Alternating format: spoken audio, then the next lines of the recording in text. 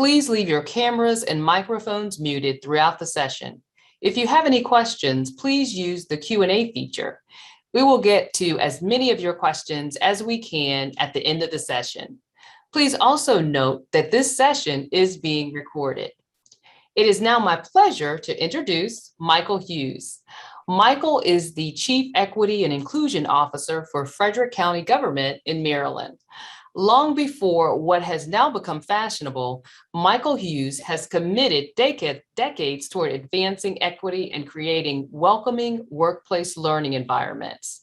Michael joined the Frederick County government in November of 2020 as a credentialed diversity trainer who is certified in diversity and intercultural competence from Wake Forest University and is also certified as a civil rights investigator. Michael has designed professional development courses for conferences, colleges, corporations, and communities, chaired diversity, equity, and inclusion committees at multiple institutions, served as an ombudsperson, and he has investigated numerous complaints of discrimination. Michael expresses his gratitude to have this opportunity to return to the GUIDE conference as a presenter. So without further ado, it is certainly my pleasure to introduce and welcome Michael Hughes. Thank you, Ms. Eubanks and Ms. Muller for the introduction, as well as all that you and your team have done to prepare this conference. I know it's a great deal of work, so I appreciate the opportunity to join with everyone this afternoon.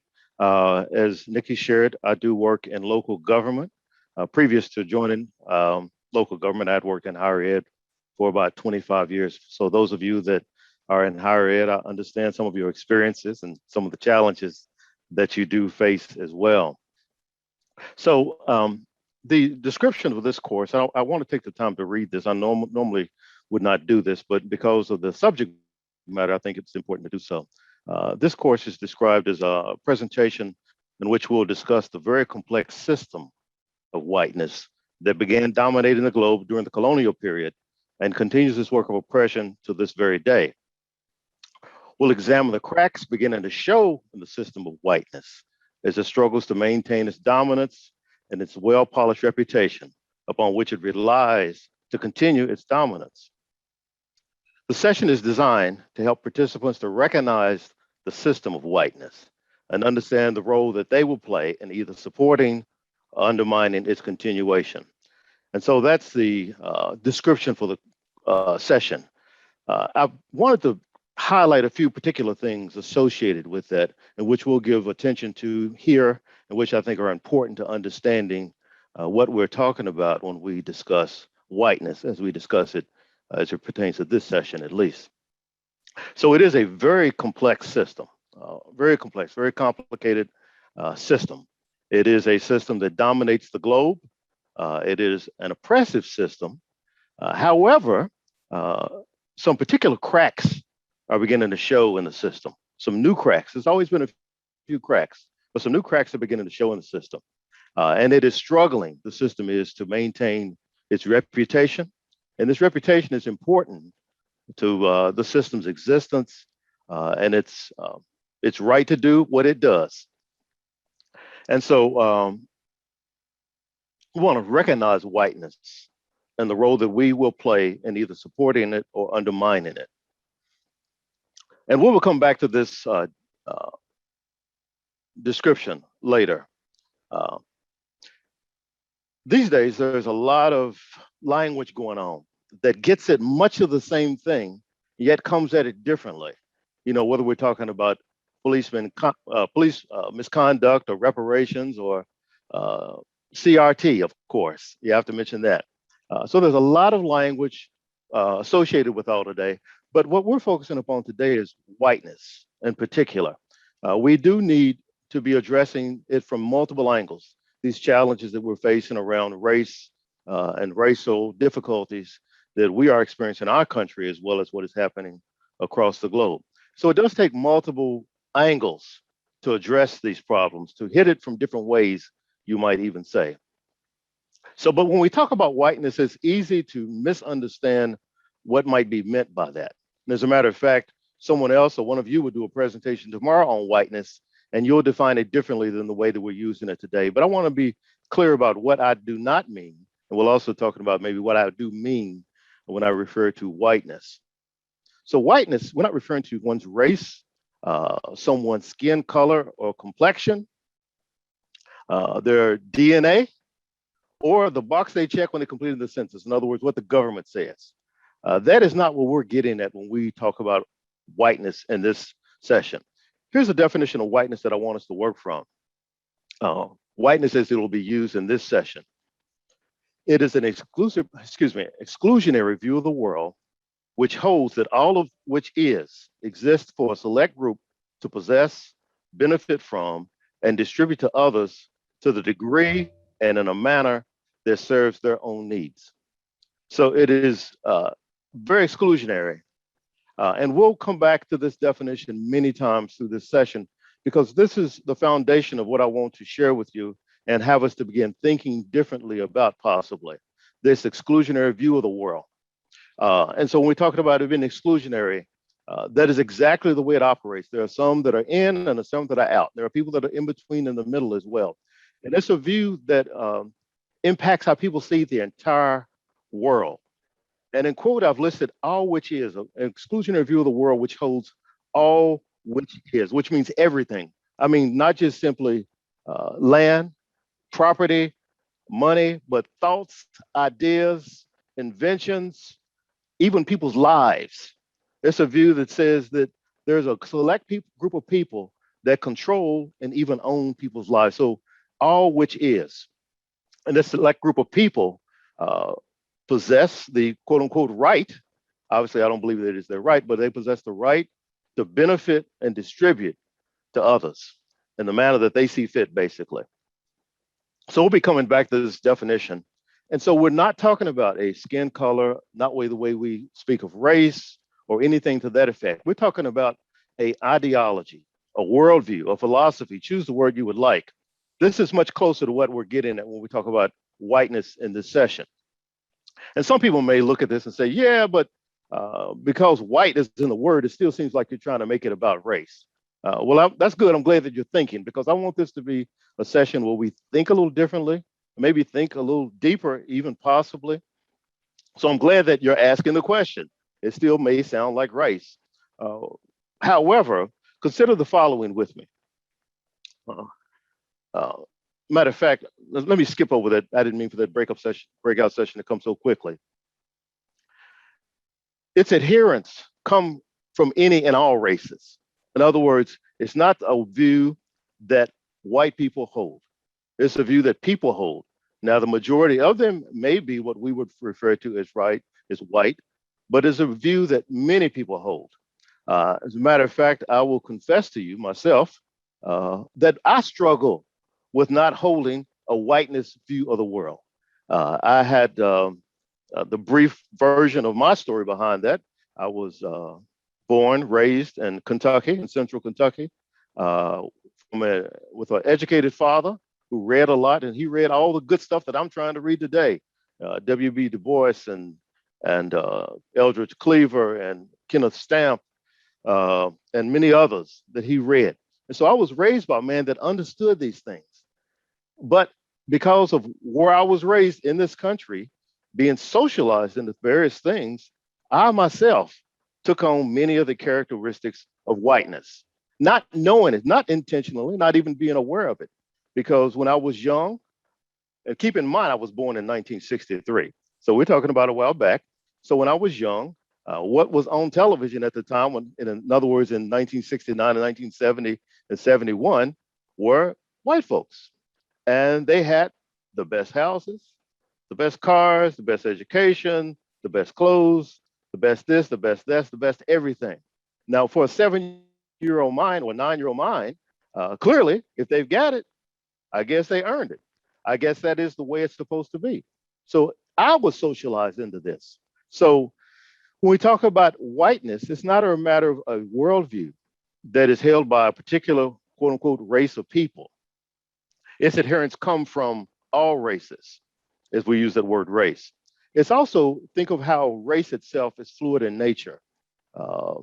When the Irish and the Italians began coming to America in large numbers, they were not considered white at the time.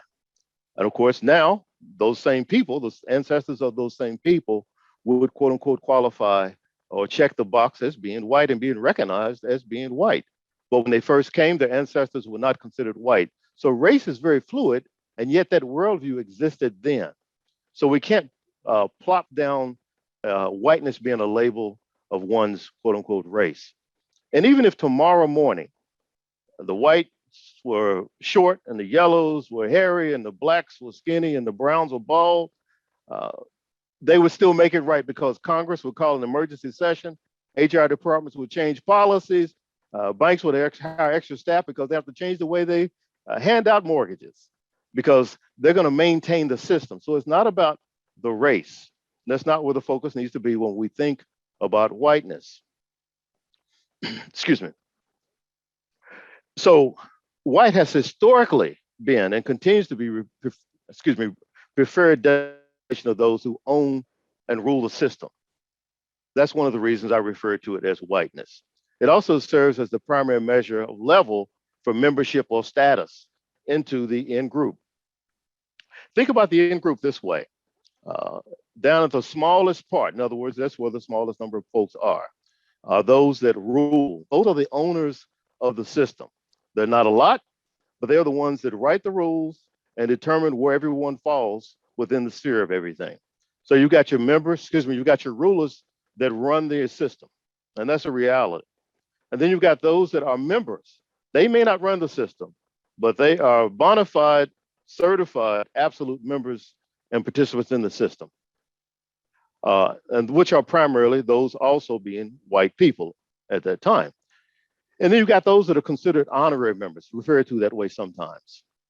As a matter of fact, for the longest time in this country, as a matter of fact, until very recently, Asian Americans were thought of as honorary members within white society.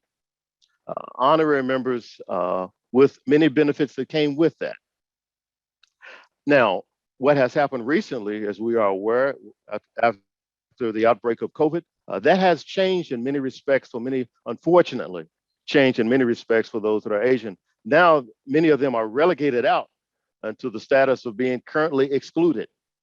So this is fluid when we talk about the status that people have within the system of whiteness. So whether we're talking about the rulers, the members, the honorary members, the participants, those currently excluded, in other words, you can go in and out.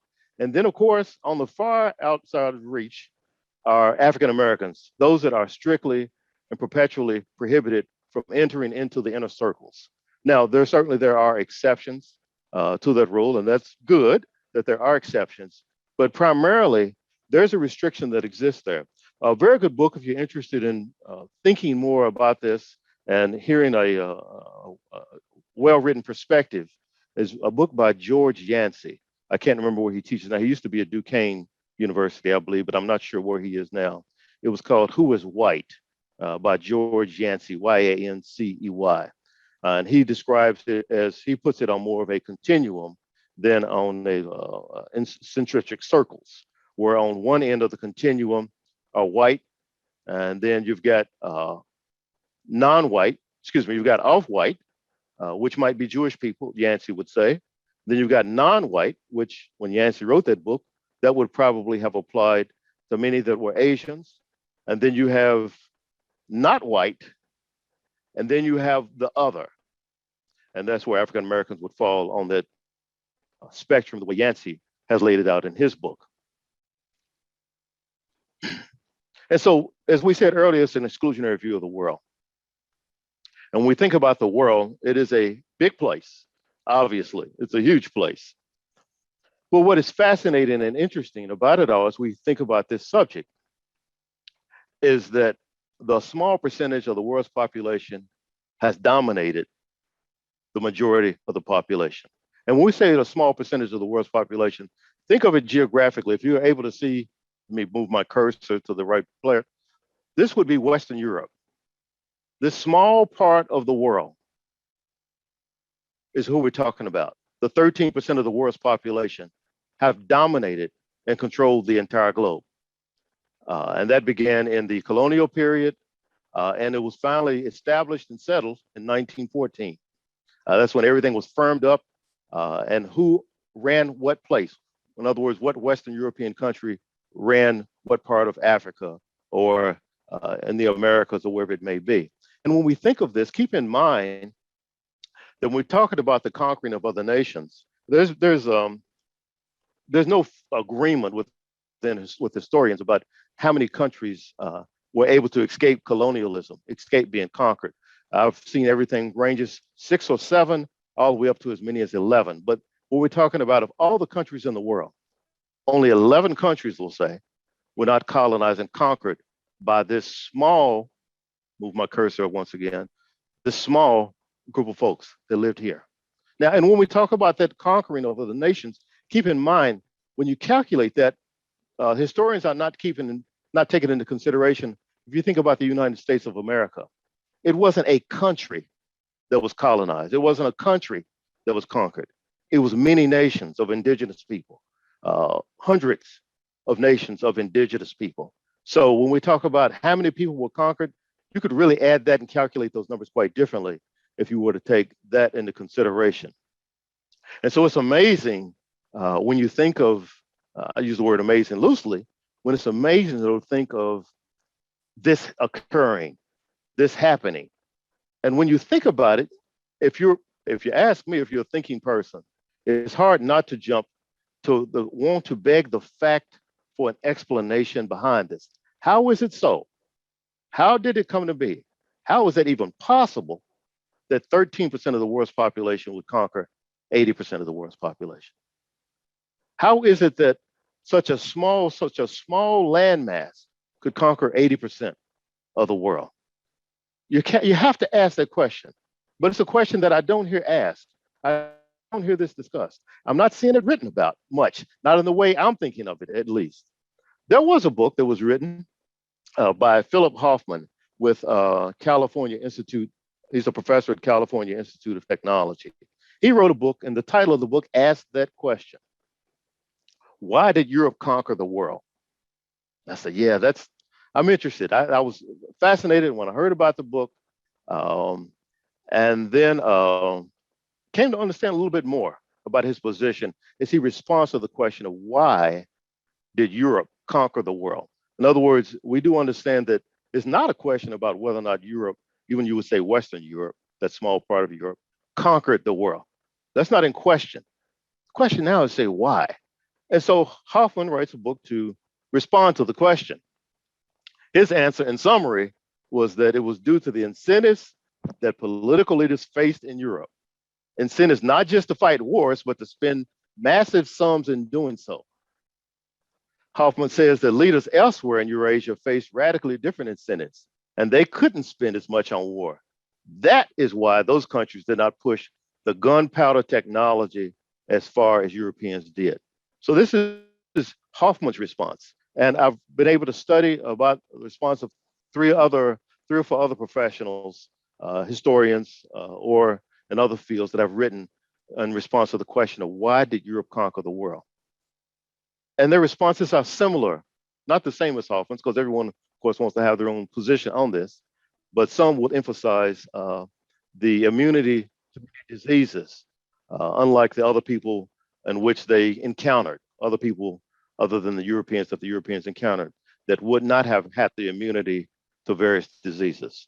Others would emphasize the technology, the shipbuilding, the way they were able to build ships that could traverse the globe, the technology behind the weaponry that they were able to use. And so a lot of people are responding to the question, but I'm not sure if they're responding to the question or not, to be honest with you. I want to jump off a PowerPoint and share a video with you to see what Jeff Goldblum might be able to share with us, to have us to maybe to think a little differently about the question of why did Europe conquer the globe? Just a moment, I need to share something else with you.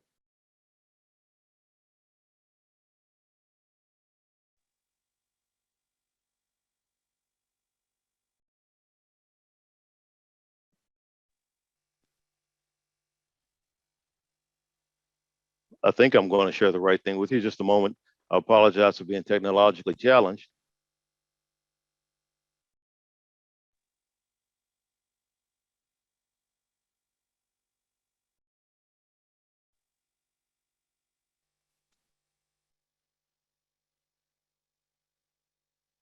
Once I get to the right video. Well, I'll tell you what, we won't be able to watch Jeff Goldblum, but I'll share with you his words.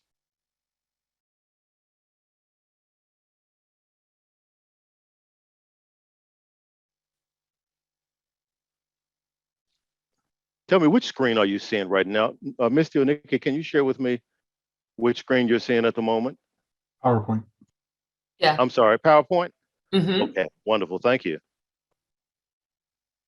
I'm not seeing that, so all right.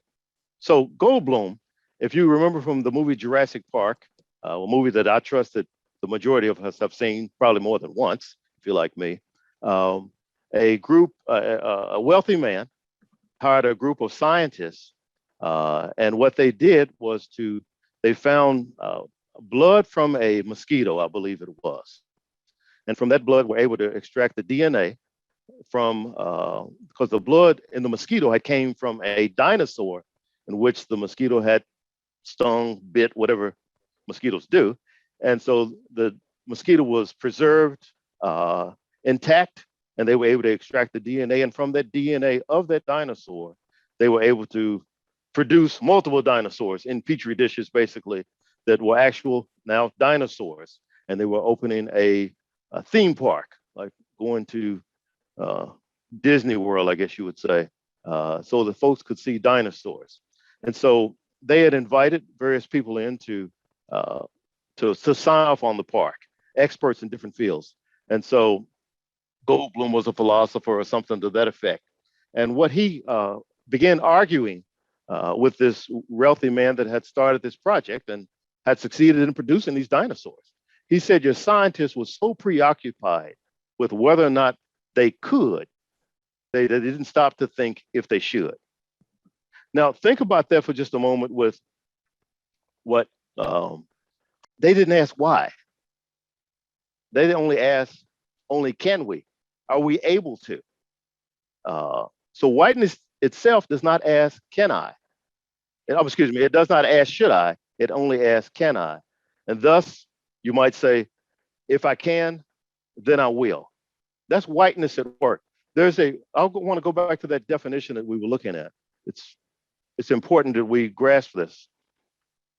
So this definition we talk about with whiteness, an exclusionary view of the world, which holds that all which is, once again, property, ideas, concepts, even people's lives, all that is exists for a select group to possess, benefit from, and distribute to others to the degree and a manner in which serves their own needs. So when you think about colonialism, that is what was at operation here. So it was a matter of, can we? Okay, yes, we can. Therefore, we will, without even pausing to ask, should we? That's really the answer to why. That's really what we're getting at when we're talking about the why did they do this? And the answer is because they could. It's as simple as that. But that's not, you're not going to find books that are written that are going to express it in that way and in that manner.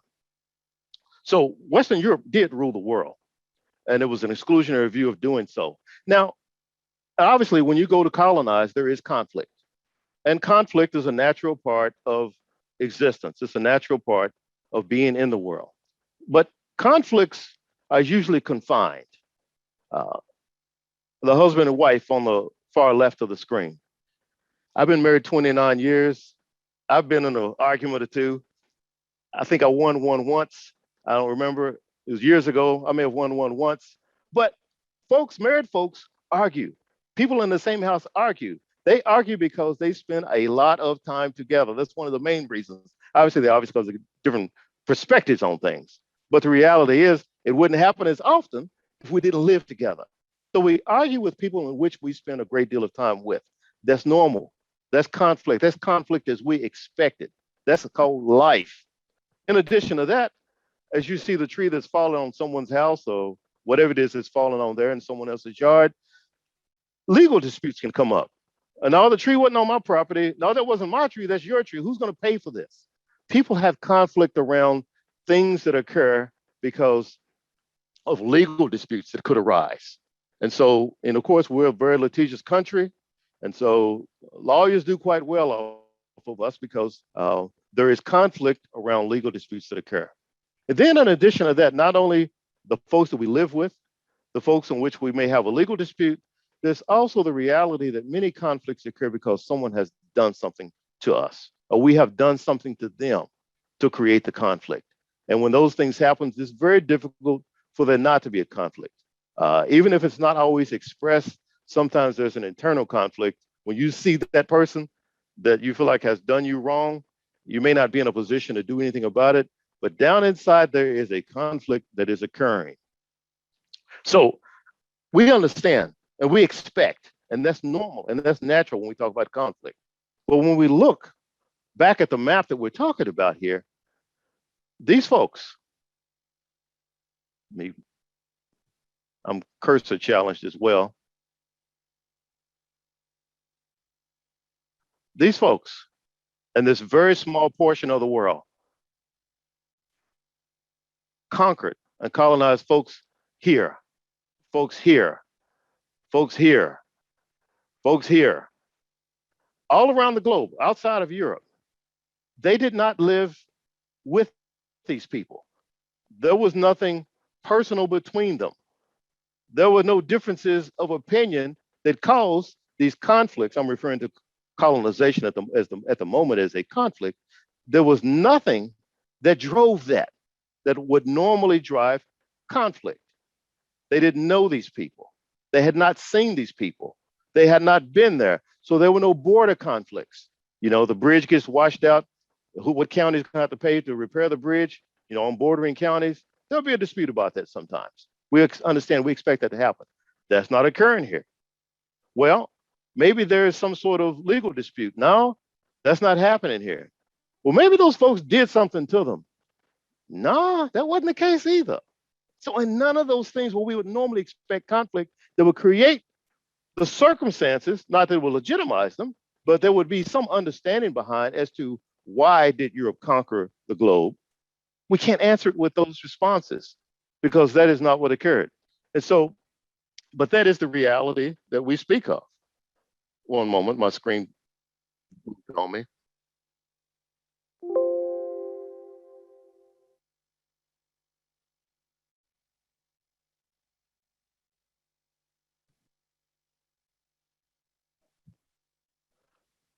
Oh gosh, excuse me.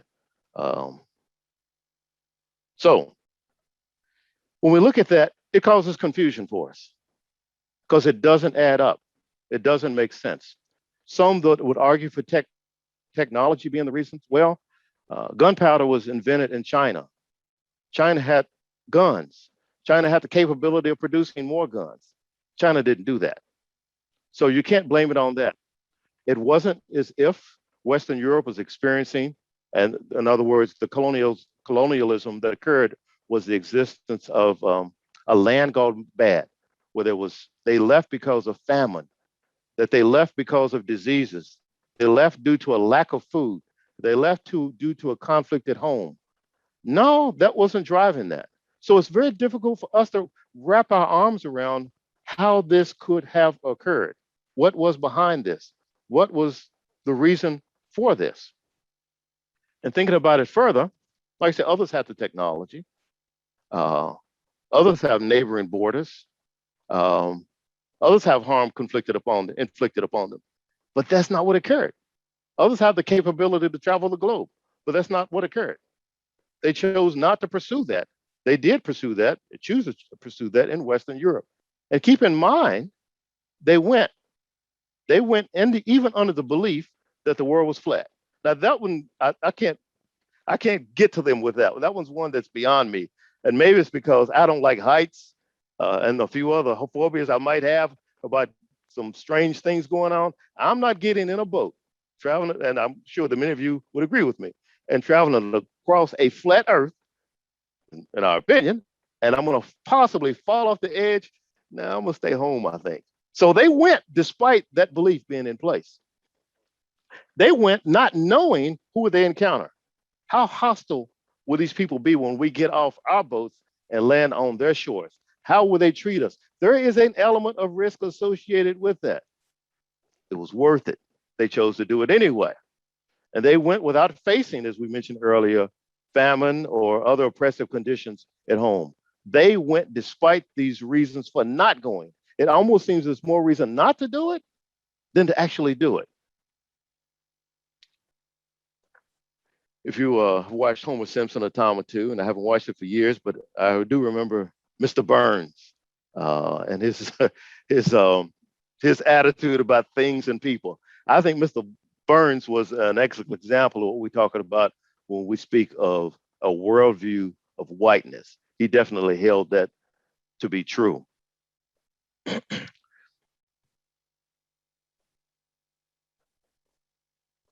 Western Europe did rule the world. And when we think about, when we ask our question as to why they went, why they set out to rule the world, we see the gentleman on the left panning gold. There was gold, there was silver to be found, there was copper to be mined, there were other things that way. When they encountered wildlife, they wiped out species. When they encountered people that were on the land, like the indigenous Americans, they took their land, killed them. Some would say genocide, legitimately referred to that as genocide. Took their land and then sold it, made profit from it. Their behavior upon arrival revealed why they went. It revealed what their worldview is.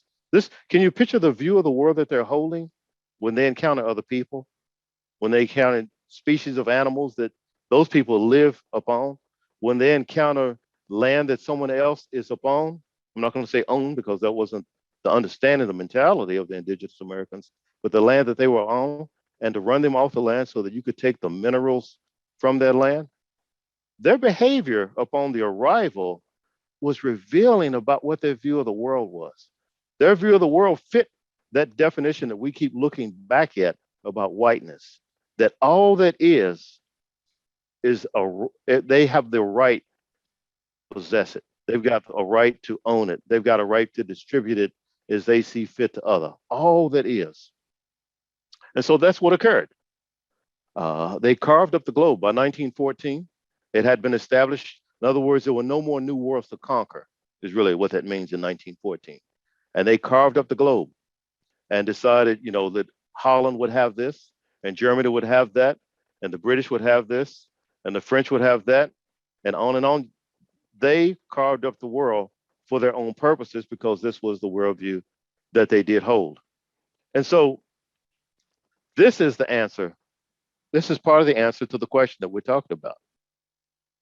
But when we talk about whiteness, it's not stagnant in the way that we might think. It's actually quite adaptable. And Misty, we'll be going to breakout sessions in just a few moments. It is adaptable. It's a worldview that's been around for a long time. And yet it finds a way to keep current, maintain its control, and maintain its status. We see that upon the arrival of Europeans in this country and engaging with the indigenous population. A very good book about I can't think of the author, forgive me, but The Other Slavery is the title of a book that talks about the enslavement. There's other books written as well that talks about the enslavement of the indigenous Americans. Well, that wasn't working out so well. So they adapted. They went and found folks in Africa and bought them, enslaved them for hundreds of years here. Well, that ended up not working forever, as many of them had obviously hoped. So they adapted and made it Jim Crow. In other words, this whiteness worldview just simply adapting, taking shape, but maintaining its control and its status throughout the world, and maintain its control over even us. The civil rights era. When I say civil rights, we tend to think of the good part, but I'm thinking more at the moment about the fire hoses and the police dogs. So through the civil rights era, we saw what came out of the woodwork during the presidency of Barack Obama. it adapted to that. Okay, that was something that many may not have preferred, but they adapted quite well, it seems. Trayvon Martin, they adapted. George Floyd, they're adapting. So it's an extremely adaptable system. It finds a way to stay alive in the shadows quite often, but it does find a way to stay alive. So I want to break us into breakout groups. But Misty, can you tell me with five each group, approximately how many groups do we have? We're going to have about 18 breakout sessions. Okay. Obviously, we won't be able to hear back from all 18 sessions because I want to give you time to be able to discuss the questions that I'll put in front of you. But what I'm asking you to do is remember the group number that you go into, because your group number is going to determine what your question is that I'm asking you to discuss and respond to. So groups 1 through 10, I'm asking you to respond to. This is not two different questions. This is a question asked two different ways. I want to, in other words, allow you some latitude for your conversations. Groups 1 through 10 only. How is it that its supremacy, in other words, whiteness, has been maintained for nearly 400 years? How has that been maintained? How does that maintain itself? How can that happen? And what tools or methods has it used to maintain its supremacy? In other words, it didn't just happen. There's a method. There are tools that have been used to accomplish this. So that's groups 1 through 10. And then groups 11 through 18, I believe it is. I'm asking you to respond. Once again, this is one question said three different ways, as far as I'm concerned. Why is whiteness a system that cannot be sustained? What are the weaknesses of the system of whiteness? And I'll drop the definition to the chat in just a moment, so that we are operating from the same definition of whiteness. What are the weaknesses of whiteness, and what cracks are we beginning to see in the system of whiteness? Misty, before we drop everybody off, let me drop the definition in the chat for us, please. And how long would you want the sessions to last, Michael? I'd like for the sessions to be 10 minutes. Great. It'll count down. Actually, you know what? You make it 12 minutes if you would. Sure. All right, and I'll drop that into the chat once you send them into their rooms. The definition. Okay. I'm opening all the rooms now.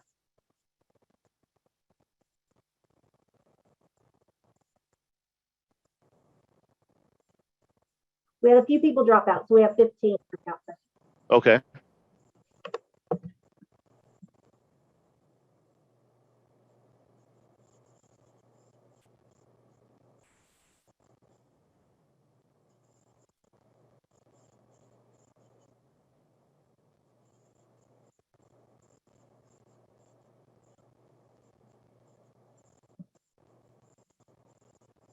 Misty, I'm attempting to. Okay, nothing.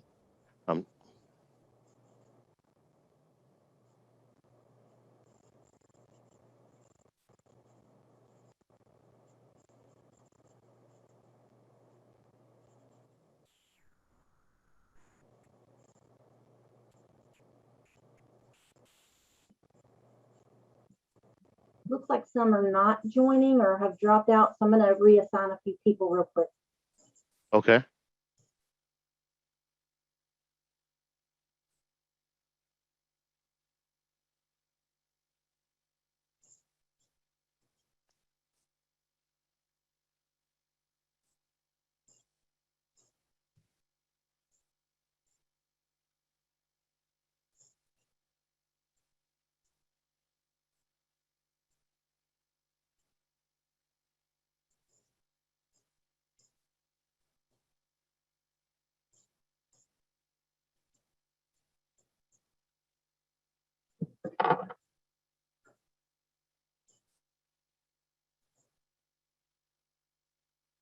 All right, it looks like all sessions have 3 to 4. It didn't quite work out the way we planned, but I think there still should be some good discussion. That sounds good. Thank you, Misty. You're welcome.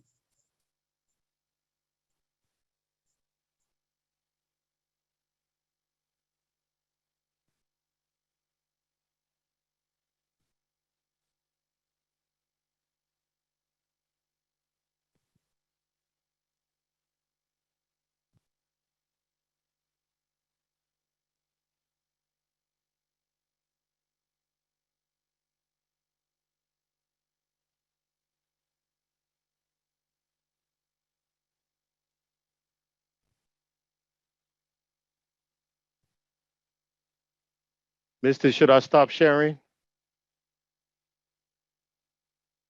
Let's hold tight for just a minute. I'm getting a couple of private messages that I'm handling.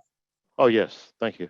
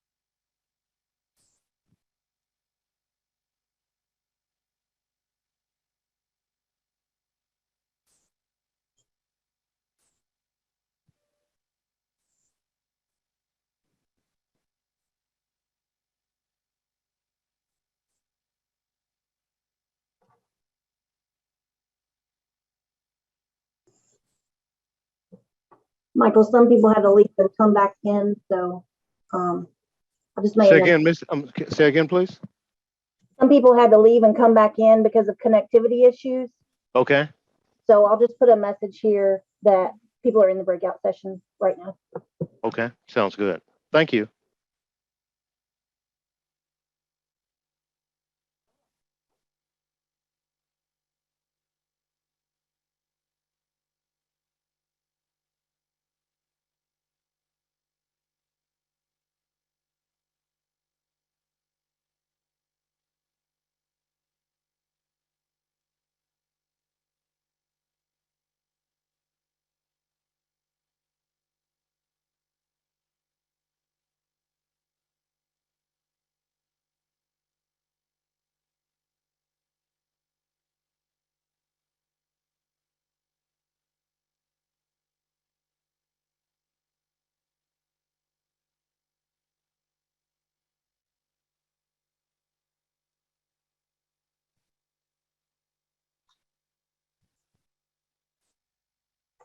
To those not in a breakout session, we have about 5 minutes left for those that are in a breakout session.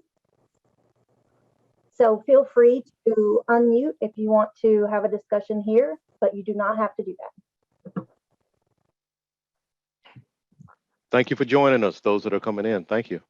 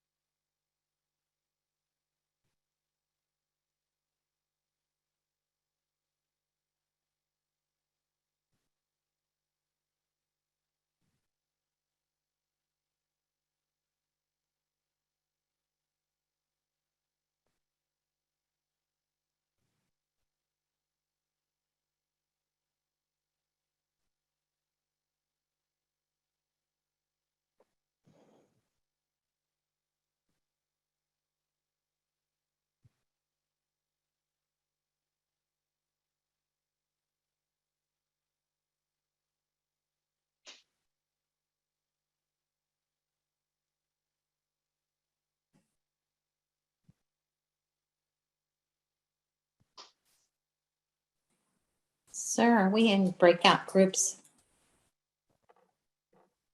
I do, yes, we are. They will be back in 2 minutes. Okay, I'm sorry. I had an appointment and I'm just catching up with you at this point. Yeah, so, No worries at all. The break sessions are discussing these questions. yes. All right. Thank you.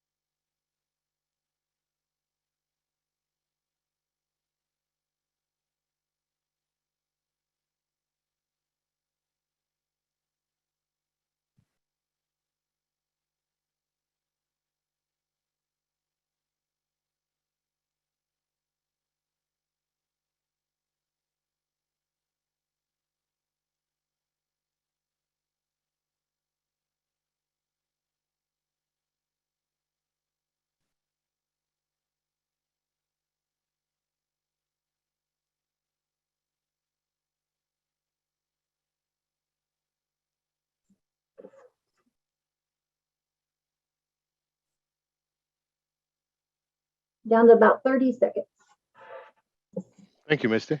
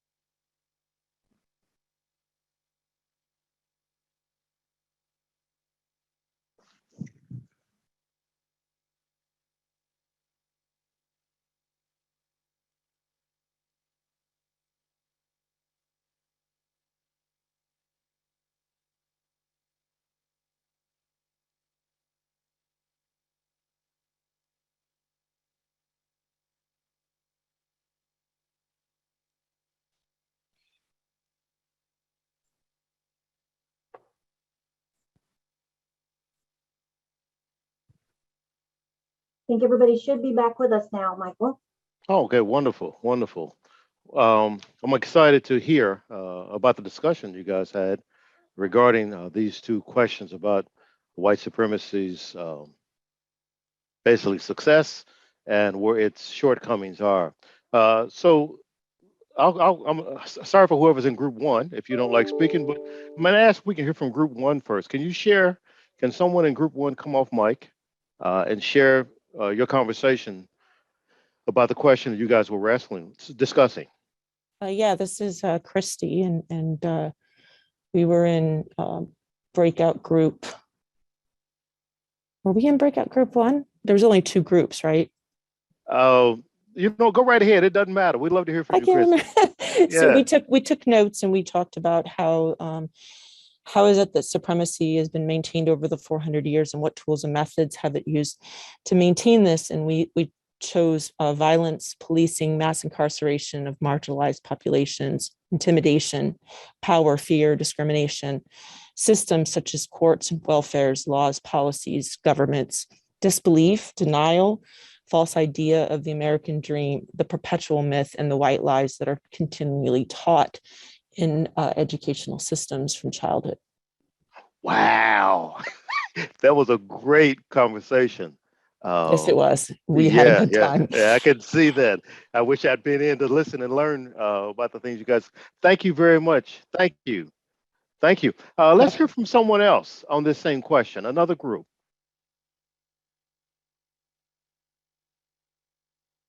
We'll move to the other question in a few moments.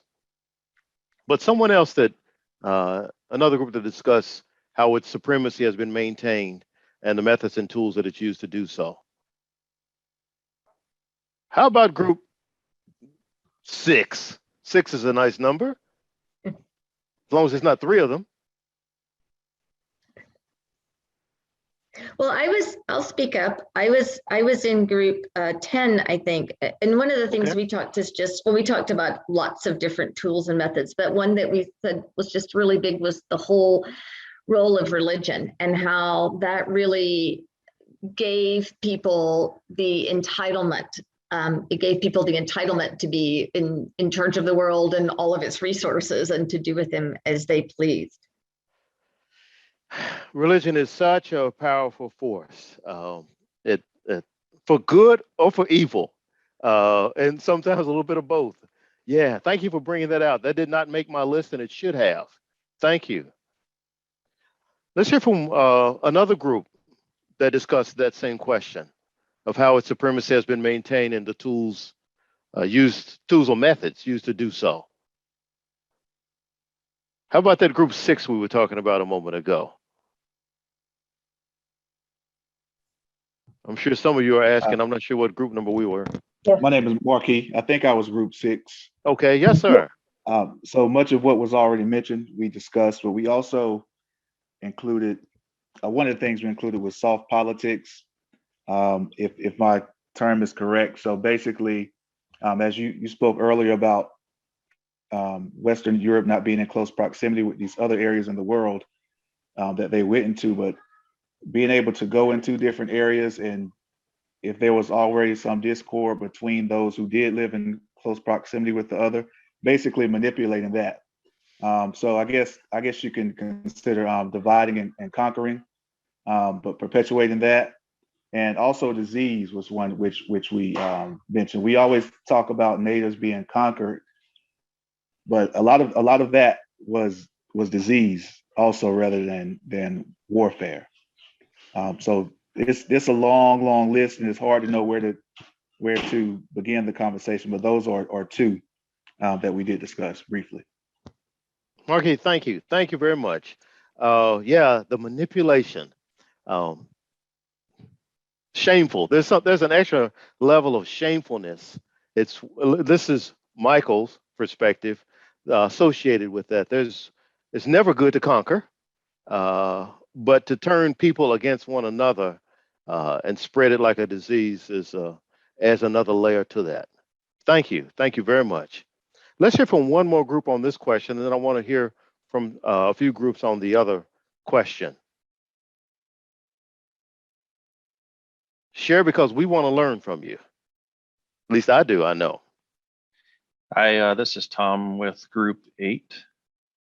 There's just 3 of us in the group. A couple things we talked about was just generational. I mean, just passed down from generation to generation, the beliefs and the way things are.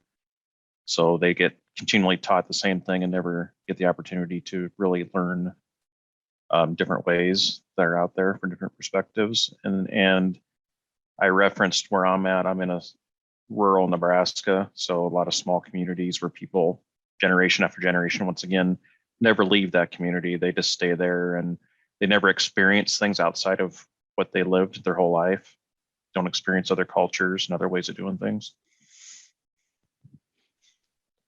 Tom, thank you. Thank you very much. Sure. Yeah, the generational thing is very interesting. A book I read several years ago, now it's probably 15 years ago. Can't remember her name. It was a professor out of Morehead State University. It was titled Raising Racist. And she discusses that occurrence of that during the Jim Crow era in particular, about the work of course, she talked about it being done intentionally. In other words, being caught and being taught. Very good book. As a matter of fact, it sent me into a spin of a lot of other readings. So I was grateful for having read that one, Raising Racist. Thank you. Let's hear from another group on the other question. The question of why this system cannot be sustained, its weaknesses, and cracks that are being seen. So I think we had about seven groups. I'd love to hear from about 3 of those groups. And somebody take the lead and speak up for us if you would.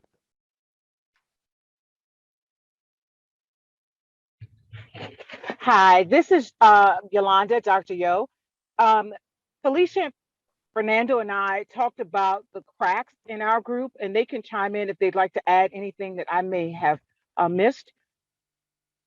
The cracks that are being seen in the term that we're using in whiteness, for me, I shared that there are some white people who don't realize that they are in this bubble of whiteness or privilege.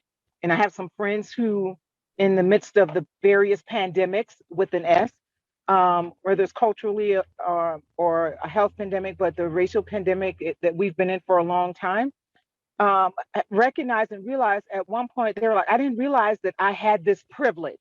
And so them not being aware of it has fostered an environment or a platform for them to say, I'm going to break this, along with the other young man stated about generations, and teach my children different. And I am no longer going to be a token, if you will, of something that I didn't realize or recognize that I was actually in. And I'm going to work towards inclusivity and racial equity and diversity and so on and so forth. But they just were not aware. So that is a crack in this system that I'm very, very excited about that's happening. And, hoping that a lot of others would begin to realize that when they think about that term of whiteness. Thank you, Dr. Yo. I love the way you spun that. What we talked earlier, Tom shared about how generationally can create the problem. But you pointed out how the shift and the generational change that can occur now.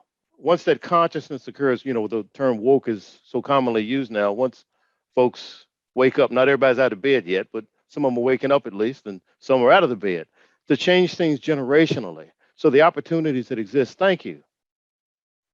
Let's hear from someone else on this question about the weaknesses in the system and why it cannot be sustained. Hi, everyone. I'm Shauna from Rowan-Cabarrus, and I had a group with Patsy Laredo, I believe. And we talked about all 3 questions very briefly.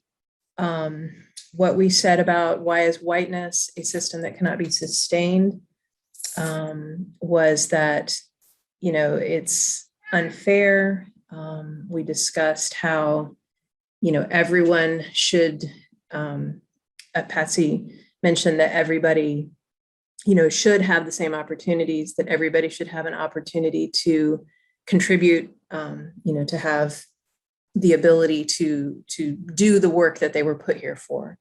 And we also discussed how just the way the world is today, there's widening inequality, there's economic injustice, there's social injustice, there's climate change. All these changes are kind of interconnecting with each other in ways that I think whiteness needs those things to remain unequal, if that makes sense. And we kind of need to take those apart.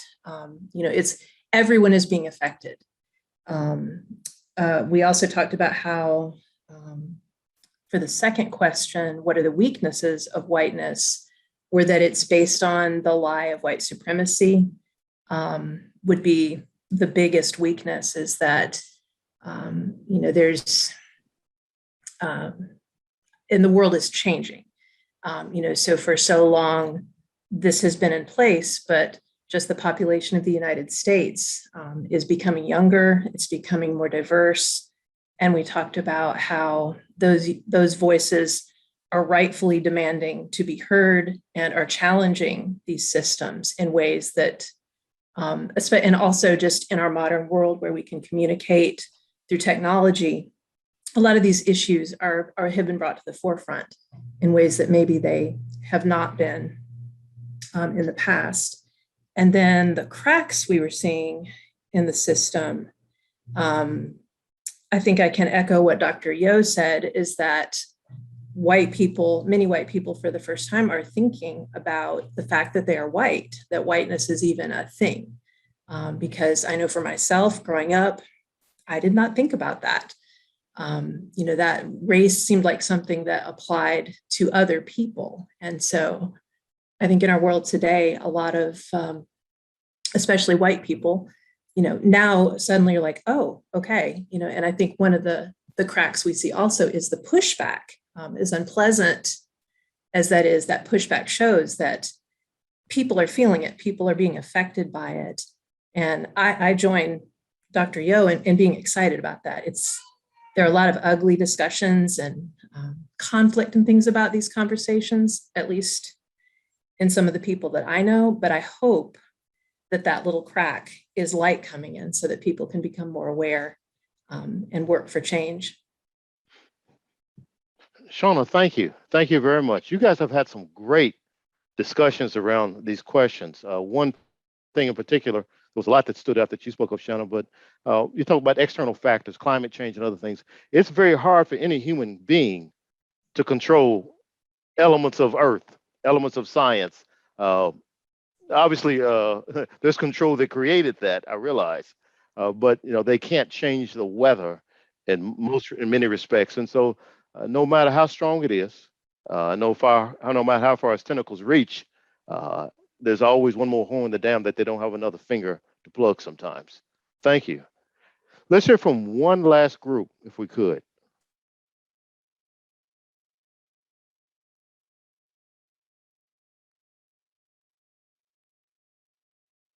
Just one more group.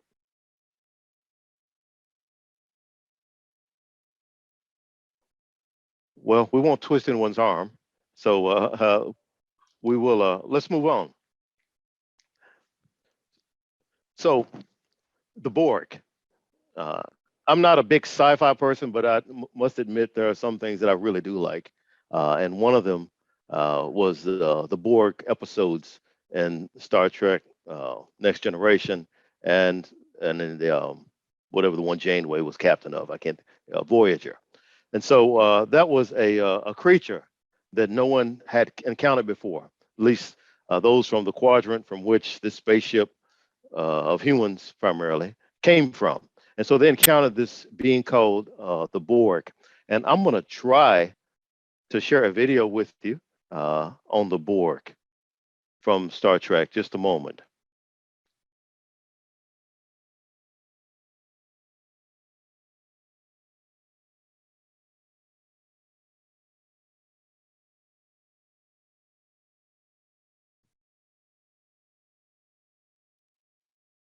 All right, I think I have it right this time.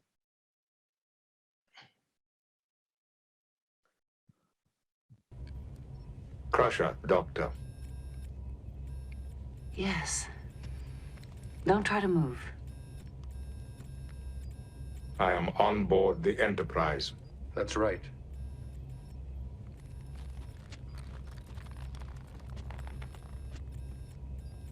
A futile maneuver. Incorrect strategy. Number 1, to risk your crew and ship to retrieve only one man. Picard would never have approved. You underestimate us if you believe this abduction is any concern. There is no need for apprehension. I intend no harm. No harm. I will continue aboard this ship to speak for the Borg. All right, and then let me jump to a little later in that same episode where this Borg, who happens to be a few hours early, he was the captain of the ship that he's now on as a Borg species.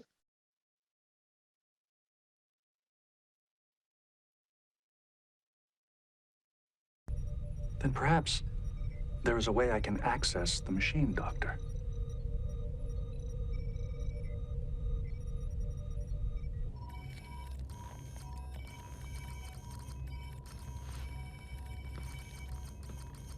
Worf, Klingon species, a warrior race. You two will be assimilated. The Klingon Empire will never yield. Why do you resist? We only wish to raise quality of life for all species. I like my species the way it is. A narrow vision. All right.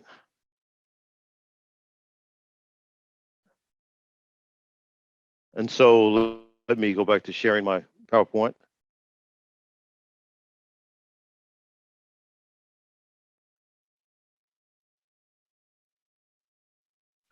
Misty, am I sharing my PowerPoint again correctly now? Yes, you are.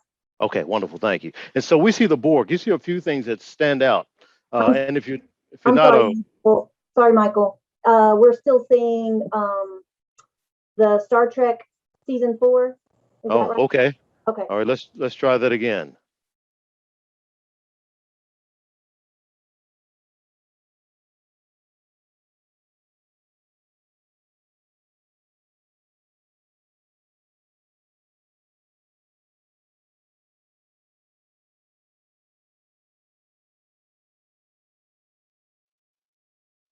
Is it back to Star Trek again, Misty? It's your PowerPoint. Yes. It's correct. Is the PowerPoint now? Okay, wonderful. Thank you. And so we have the Borg. And there's, I'm going to ask you in the chat, those of you that are Star Trek fans or know anything about the Borg, respond in the chat to 3 particular phrases. I'm going to start the phrase and then the chat end it for me. The Borg are known for these 3 phrases. You will be, put that in the chat for us. You will be, and Misty, I'm having a hard time getting to a chat, so I may have you to read those responses for me. The Borg says you will be blank. Assimilated, or most of the game. Yeah, that is what the Borg was all about, was assimilation. And so the Borg, what they did is they traveled the globe, conquering everybody. In other words, what I'm trying to do is connect this to what we talk about when we speak of colonialism. They conquer wherever they go, and wherever they find, they take all that you have, all the technology, all the weapons, all the knowledge, all the things you have, and they incorporate it into their system. So they're bigger, better, and stronger every time they conquer someone. And so they take all that you have and go and conquer someone else.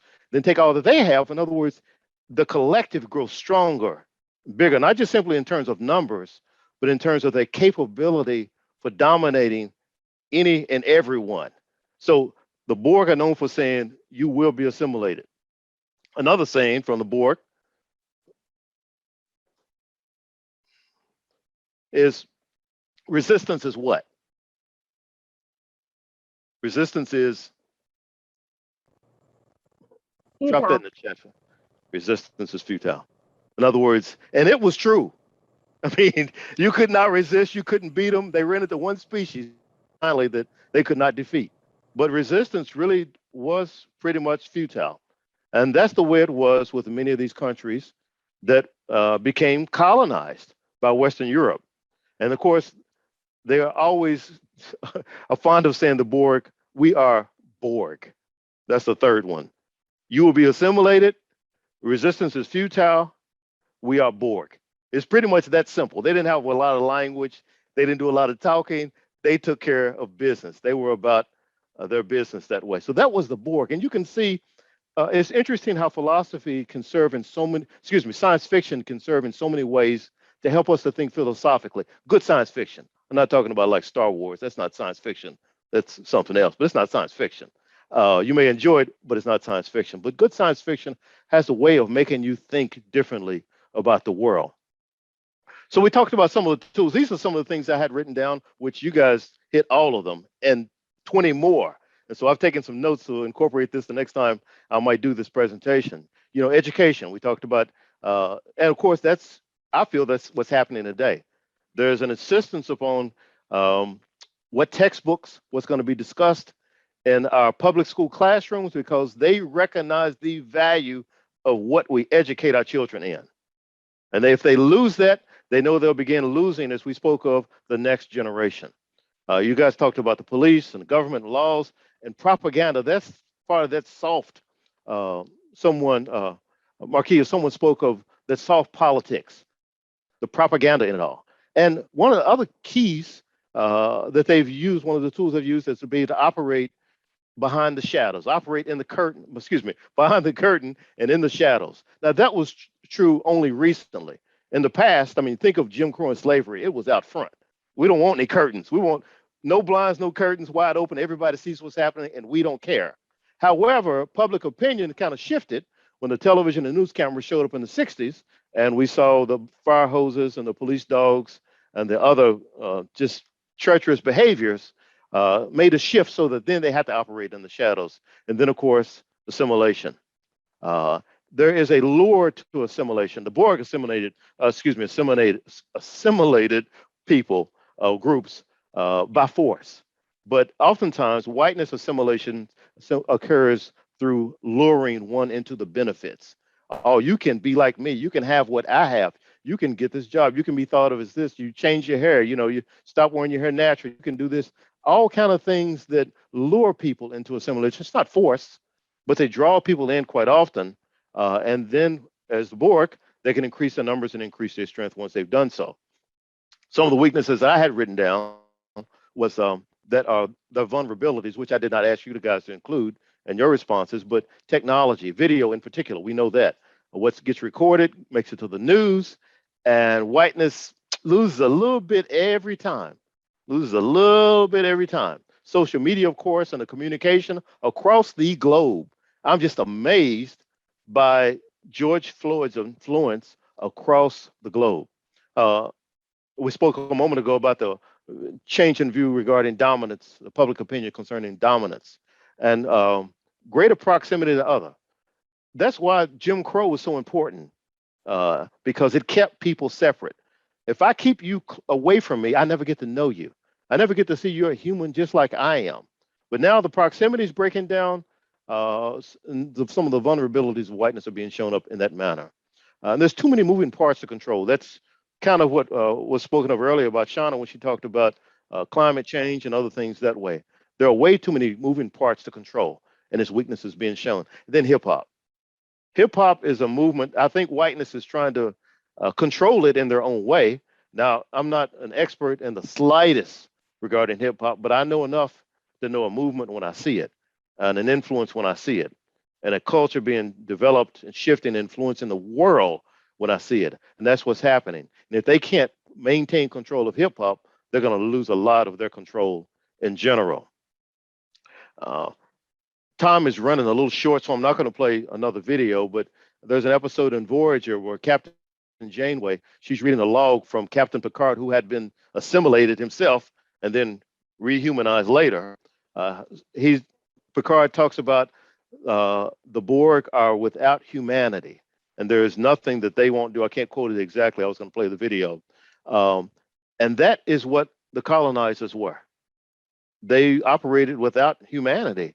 You know, you hate to say that. I mean, I'm not comfortable saying that. You know, my view of the world doesn't like thinking of people operating without humanity, but that you have to acknowledge that that is what was happening. That was what occurred.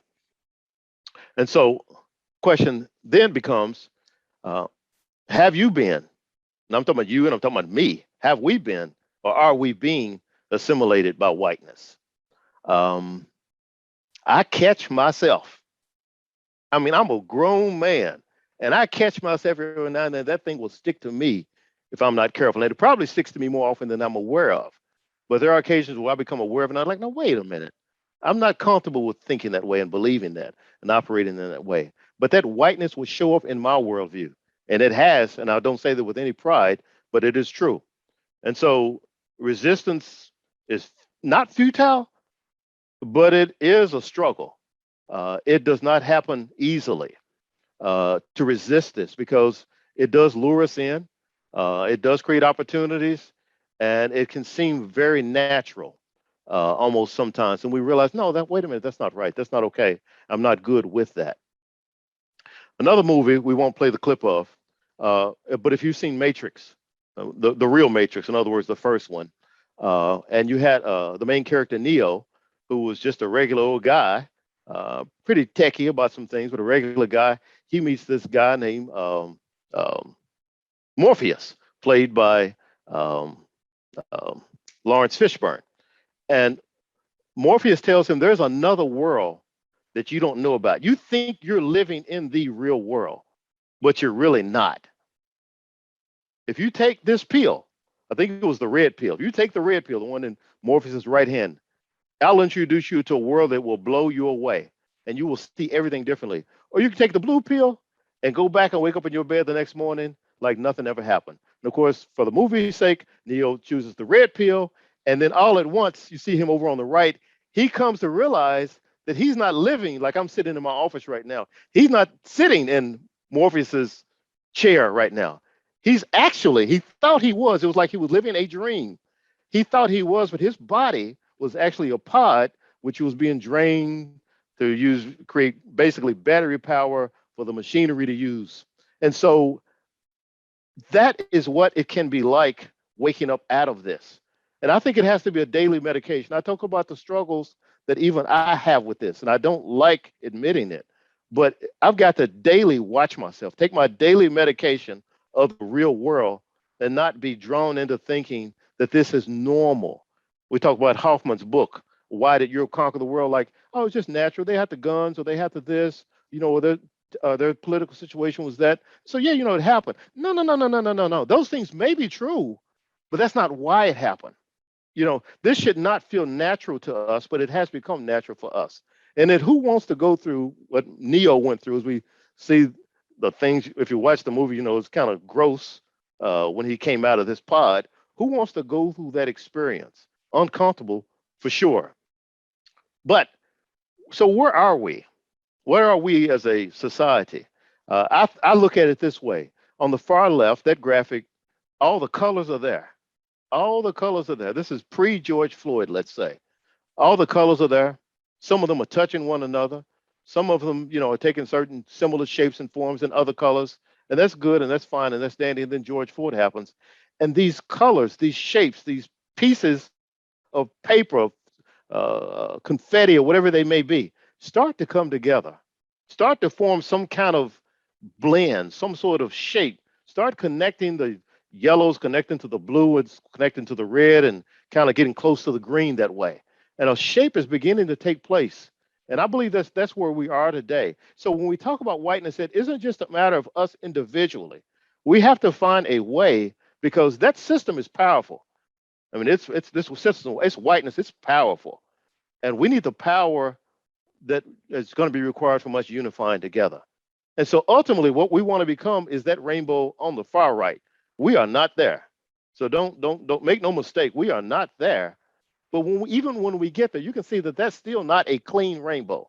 There's still tears in the yellow and tears in the red and spots here. And there's not a smooth blend like you would see if you looked out the window after a rain and saw a rainbow.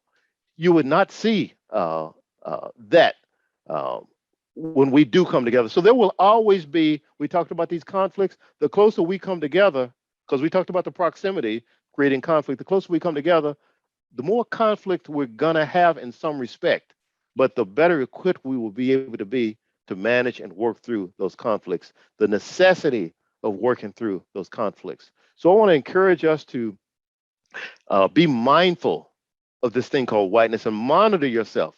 Look at the world and make decisions on a daily basis that allow you, because if you can expose it within yourself first, it's got, once again, it operates in the shadows. So within your own shadows, expose it within yourself, and then begin helping others to see that this isn't natural, this isn't normal, this is not okay. It looked like it was during slavery. Slavery looked normal. What do you mean? If you remember the scene from 12 Years a Slave, where Platt, the main character, was being hung. He wasn't a full lynching, but he was being hung so that his toes, his big toe, would just barely touch the ground. He's been hung. It's been happening right there in the middle of the plantation, and the other slaves are walking past him like they don't even see him. He's hanging up there for, I don't know, an hour or 2 hours. I don't know how long he was hanging up, but he's hanging up there, and they walk past him as if it is natural and normal. Not that necessarily they felt that way, but they had to operate because that was required for their own safety to act like that is normal. Let's look at what's happening today and say this is not normal. This may be historically true, but this is not normal, and we can't allow this to continue to this day. So I appreciate your time today. I appreciate the notes that you gave me from your breakout rooms, the things that you educated me on, and I encourage you to explore this matter of whiteness and change yourself first before you worry about partnering with anybody else. Work on yourself, and I'll be working on me, and then looking to partner with you as well. So thank you.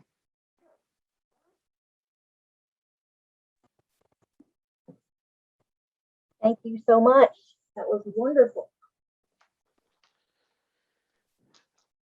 Thank you, Misty. I don't know if you get a chance to see the chat. There was some good chatter going on in there too.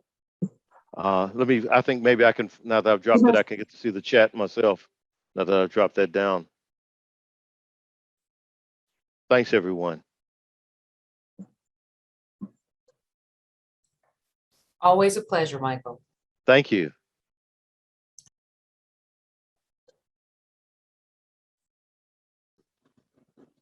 Mister, is there a way to save the chat for my own review later? Great question. I'm looking and the option doesn't show up on my screen.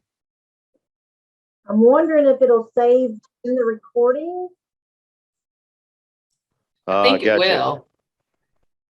Well, you know, I was also able to do a control all Okay. and copy it. So let's see if it could actually paste or not, though.